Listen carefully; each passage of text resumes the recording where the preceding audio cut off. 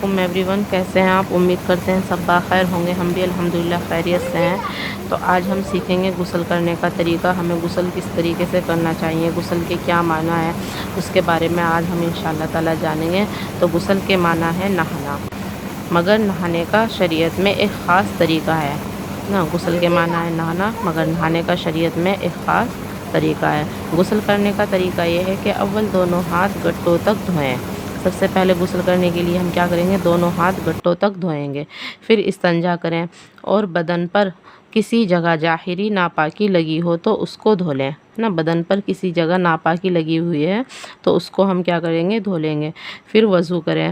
اگر پختہ جگہ پر غسل کر رہے ہوں تو ابھی پاؤں بھی دھو لیں۔ اگر ہم پکی جگہ پر غسل کر رہے ہیں تو ابھی پاؤں بھی ہم اپنے ابھی دھو لیں گے، اور اگر کچی جگہ پر کر رہے ہیں تو نہ دھوئیں۔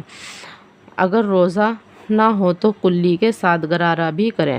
اگر ہمارا روزہ نہیں ہے تو ہم کلی کے ساتھ کیا کریں گے؟ غرارہ بھی کریں گے۔ اور ناک میں جہاں تک نرم جگہ ہے وہاں تک سانس کے ساتھ پانی لے جائیں، پھر تھوڑا سا پانی ڈال کر بدن کو ہاتھ سے ملیں نا۔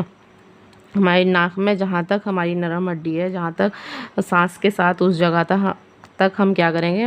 پانی لے جائیں گے، اور پھر تھوڑا سا پانی بدن پر ڈال کر بدن کو ہاتھ سے ملیں گے۔ اس کے بعد پھر سر پر 3 بار پانی ڈالیں ہے نا۔ اس کے بعد سر پر ہم کیا کریں گے؟ 3 بار پانی ڈالیں گے۔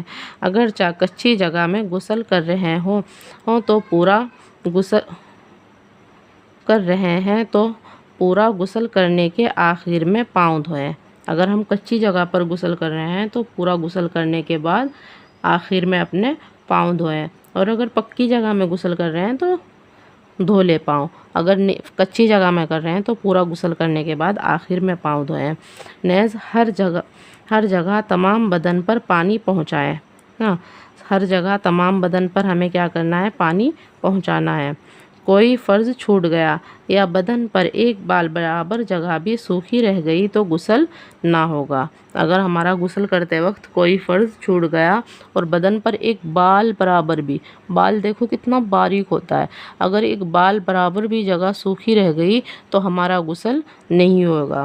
اس لیے ہم اپنے غسل کو دھیان سے کریں، اور غسل کے جو فرائض ہیں، غسل کرنے کا جو طریقہ ہے اس کو سیکھیں، اس کو جانیں، اور اسی طریقے سے ہم غسل کریں انشاءاللہ تعالی۔